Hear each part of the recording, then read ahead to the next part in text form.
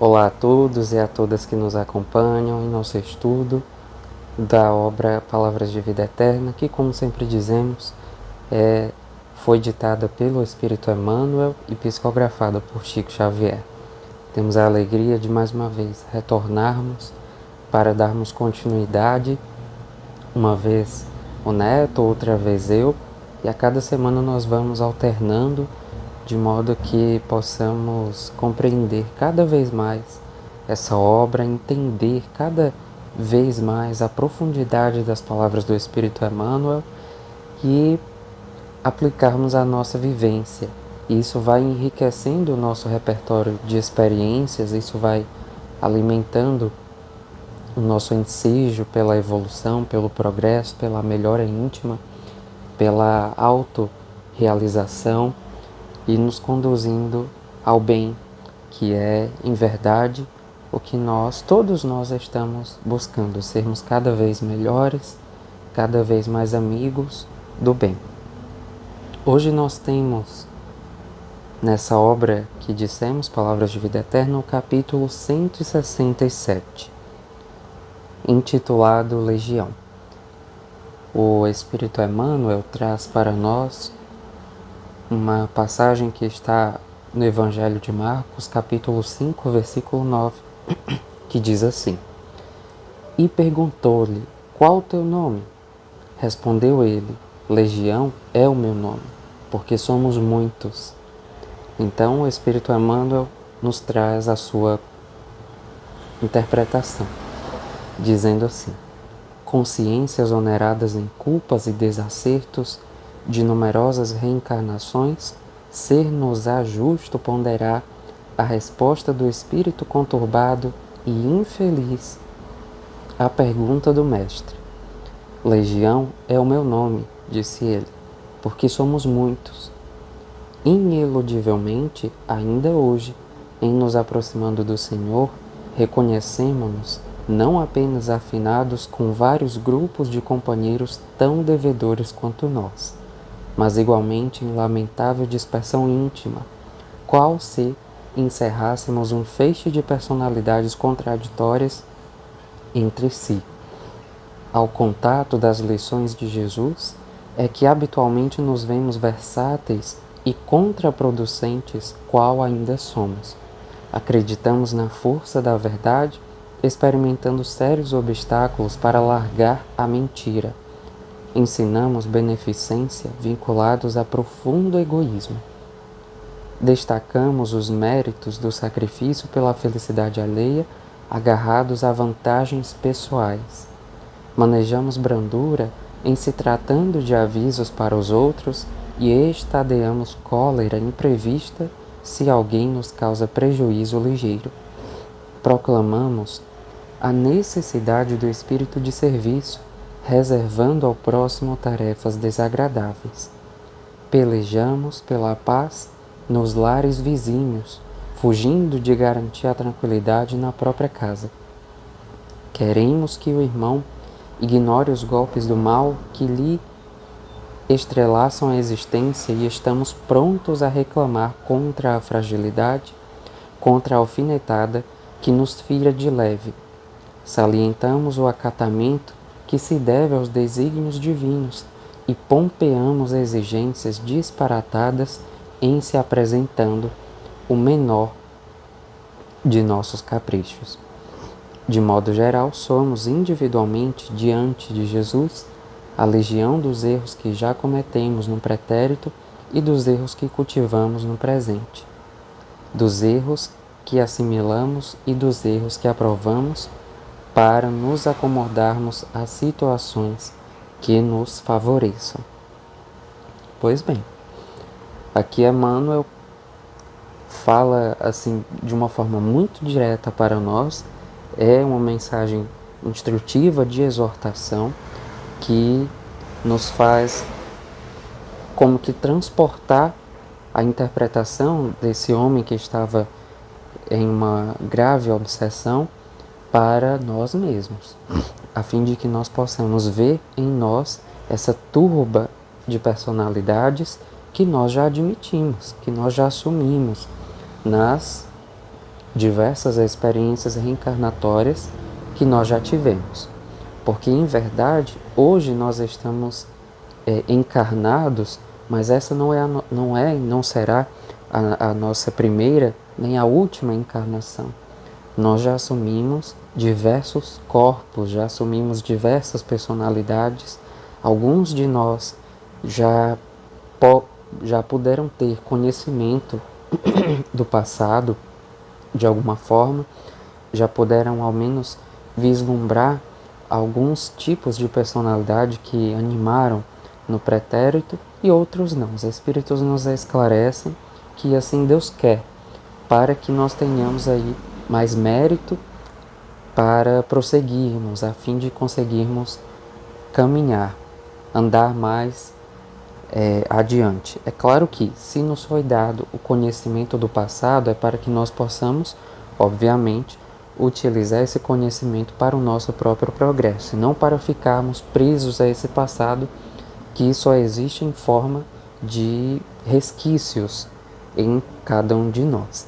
E é sobre esse ponto que Emmanuel também coloca aqui, também discorre, tratando a respeito desses atavismos que ainda persistem em cada um de nós, às vezes de uma maneira muito sutil, e que, se não tiver uma outra pessoa para nos apontar, para nos alertar, dificilmente nós vamos conseguir perceber por nós mesmos.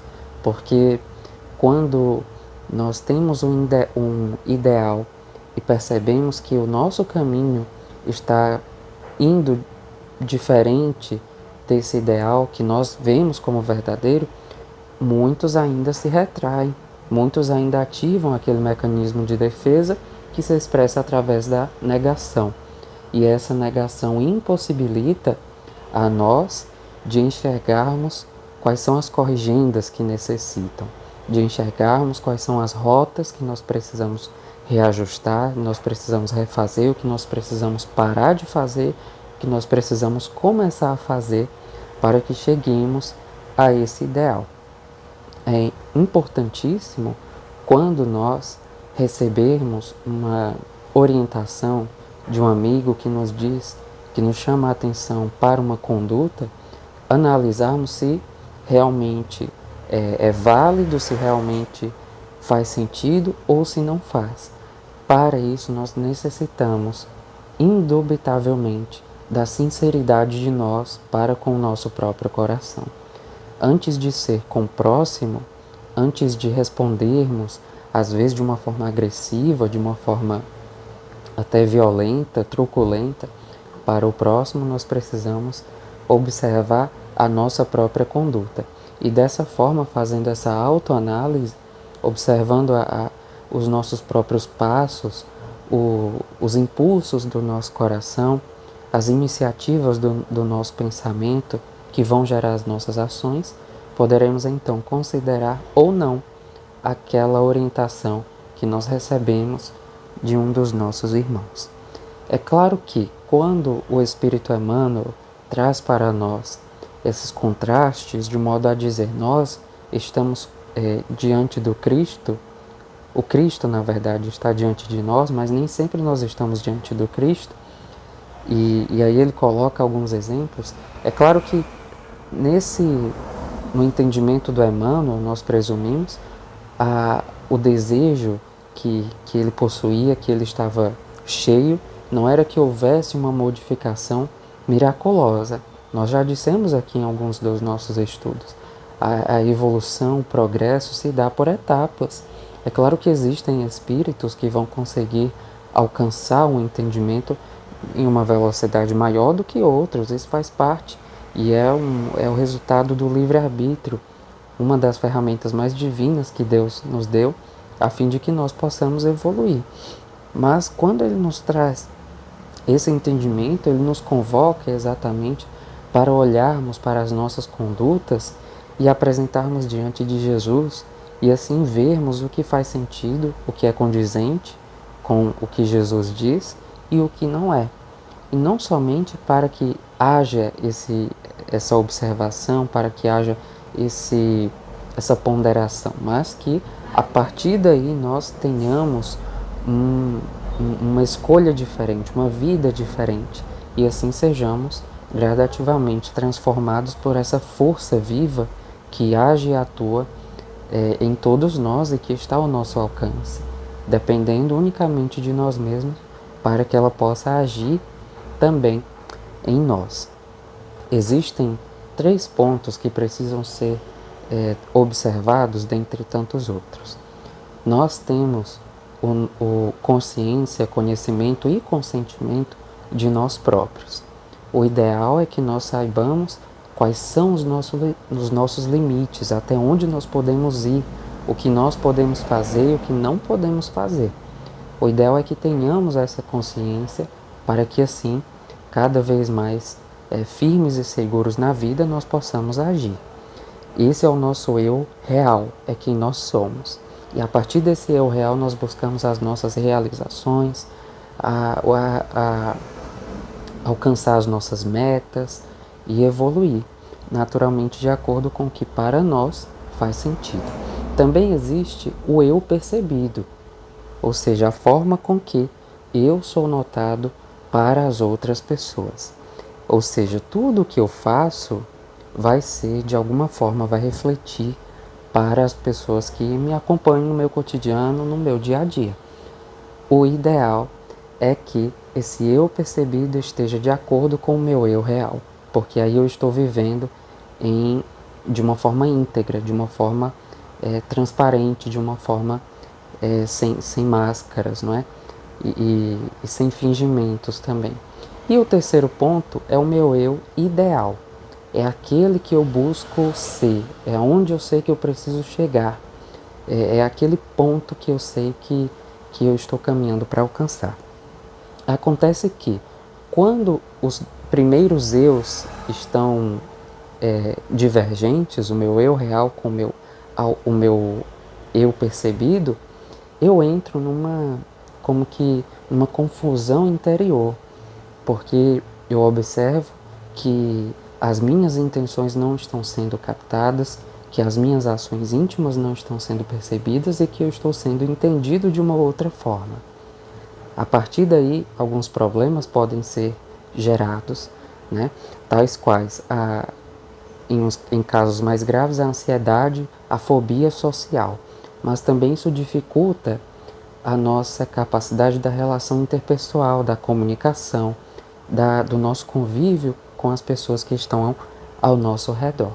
É nesse ponto que nós precisamos observar bem o que Emmanuel vai nos trazer, porque ele nos convoca aqui para um movimento de renovação, um trabalho de transformação, em que diante de Jesus nós não mais podemos permanecer os mesmos, em que diante de Jesus o meu eu real precisa caminhar para esse ideal, é o terceiro eu, o eu ideal, mas de uma forma que não fuja da realidade, porque se fugir da realidade vai ser como que uma transformação tão somente exterior e não interior. Como ele coloca aqui, muitas vezes nós dizemos para as pessoas suportarem com brandura as provas, muitas vezes nós falamos dos desígnios de Deus, mas nós mesmos estamos fugindo desses desígnios, nós mesmos estamos fugindo dessa brandura, nós mesmos estamos evitando as experiências que vão nos convocar para a paciência, para a tolerância. Então é preciso que nos reconheçamos ainda nesses pontos em que todas as lições, por exemplo, que o Espírito Emmanuel traz, servem para mim, porque eu estou nessa condição. Eu estou nessa condição que, ao contato com as lições de Jesus, eu me vejo muitas vezes distante. E é dessa forma que eu vou buscar me trabalhar para que eu esteja de acordo com o que Jesus deseja para mim e para todos nós. Então não vai haver divergência entre quem eu sou profundamente, entre quem eu sou intimamente e a forma com que eu sou percebido. Eu simplesmente serei, eu simplesmente sou, tanto para mim quanto para as pessoas que estão ao nosso redor. Assim nós conseguimos viver de uma maneira muito mais tranquila, de uma maneira muito mais harmônica, em que os nossos sentimentos estão todos vinculados ao bem, ao ideal superior, que é o nosso eu ideal, e dessa forma conseguiremos nos relacionar de uma maneira mais saudável com nós próprios e com as pessoas que compartilham conosco as experiências da vida. É esse movimento de renovação, de transformação, de refazimento gradual, paulatino, que o Espiritismo vai nos convocar. E então, trazendo de volta o entendimento do Espírito Emmanuel, nós não responderemos a Jesus que o nosso nome é Legião, mas que hoje eu animo uma determinada personalidade e eu estou em paz com a minha própria consciência, porque eu sei aonde eu estou e sei também para onde eu devo ir, e sei também aonde eu quero chegar e o que eu preciso fazer para alcançar essa meta, para alcançar esse ideal. Queridos amigos, prossigamos firmes juntos e unidos, nesse caminho que sempre vai nos conduzir ao bem, à melhora e à felicidade. Muita paz a todos e até o nosso próximo estudo.